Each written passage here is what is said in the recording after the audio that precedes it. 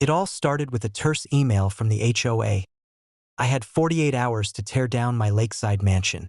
According to them, my property violated community aesthetics and lake usage rules. I blinked in disbelief. My mansion, on my land, protected by deeds, surveys, and years of legal documentation. The audacity was staggering. I leaned back in my chair, sipping my coffee, and considered my options.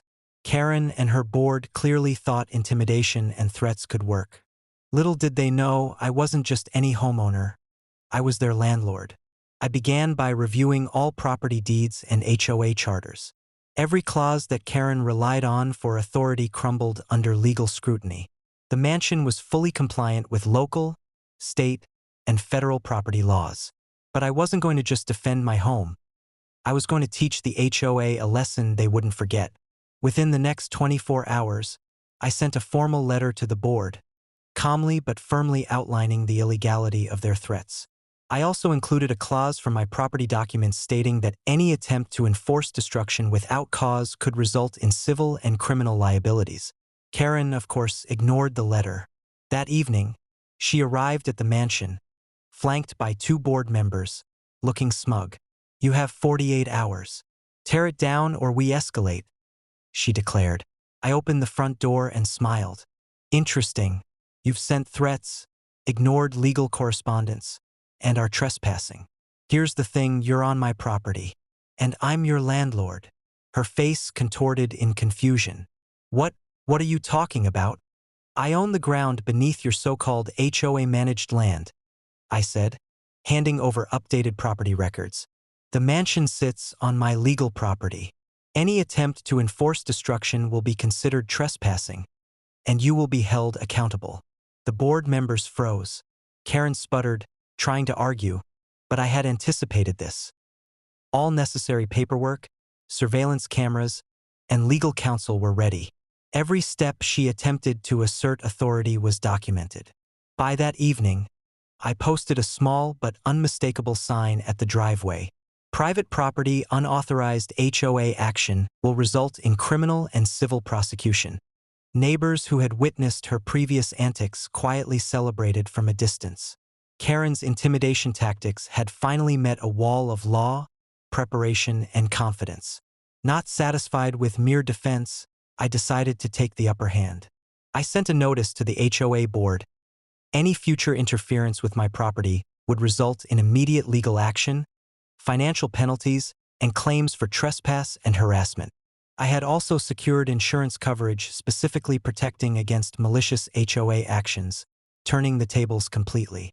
Karen tried to rally her HOA supporters the next day, posting warnings about illegal constructions and community violations. I calmly provided all evidence to the local authorities and press. Within 48 hours, Karen had been publicly humiliated. The community saw her threats for what they were: baseless, petty, and illegal. The mansion remained intact, the lakefront secure, and Karen's credibility destroyed. Any attempts to coerce or intimidate me had backfired spectacularly. By the end of the week, I walked through my mansion, overlooking the lake, completely at peace. Karen had thought she could destroy my home, but instead, she had exposed her own incompetence and arrogance. Justice had been served quietly but thoroughly, proving that preparation, legal knowledge, and calm strategy always triumph over reckless threats. Last year, I had to spend 6 months overseas for work. Before leaving, I made sure everything was secured, fences repaired, and cattle tended to. I had a ranch hand checking in weekly. Everything was in order. But when I returned, I didn't recognize my own land. Where my fields once stretched, there were rows of cookie-cutter houses, sidewalks, streetlights, driveways, and bright banners that read, "Welcome to Oak Ridge Estates, Phase 2. 138 brand new homes, built directly on my property." I nearly ran my truck off the road. I stormed straight to the HOA clubhouse, where Karen, the president, was sipping iced tea like a queen on her throne.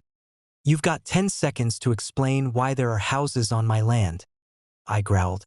Karen smiled sweetly. "Oh, don't be so dramatic.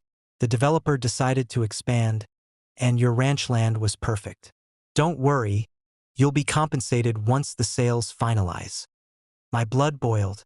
You built on MY property without consent. That's trespass, fraud, and theft. Karen laughed. You weren't using it. Now families will enjoy it. You should be thanking us. I didn't yell. I didn't argue. I just walked out because I knew something she didn't. See, the developer who originally built their subdivision? I'd gone to school with the CEO, and while the HOA thought they were cozy with him, they forgot one important detail. Their contracts only covered the lots already sold. They had zero rights to expand without purchasing new land. And they hadn't purchased mine, which meant every one of those 138 houses was sitting illegally on my ranch. I called the CEO. Hey, you might want to check your records, I told him, because your company just built phase 2 on land I still own. There was silence on the other end of the line, followed by a panicked, "What?" I sent him the deed, the surveys, and the aerial photos. Within hours, his legal team descended on the HOA like a pack of wolves. Turns out, the HOA board had forged documents claiming they had development rights. The contractor never verified ownership, they just built. That single mistake triggered one of the biggest lawsuits in county history. The HOA was sued for fraud. The developer sued them for damages. Homebuyers sued them for selling illegal lots. And me? I sued for land theft. In the end, the HOA was completely bankrupted. Karen and her board were personally liable for millions. Their homes were seized, their assets drained, and their reputations destroyed. As for the 138 new houses, the county condemned them. Some were bulldozed, others sat empty, rotting shells of a failed scam. My ranch hand and I tore down the cheap sidewalks and fences, and I reclaimed my land. Today, when I drive past that part of my ranch, it's peaceful again, just wide, open fields. A few remnants of driveways poke through the grass like scars, reminders of what Karen and her HOA tried to steal. They thought they could take my land while I was away. Instead, they lost everything, while I gained one of the most ironclad property rights cases in county history. My ranch stood long before their HOA, and it'll still be here long after they're gone.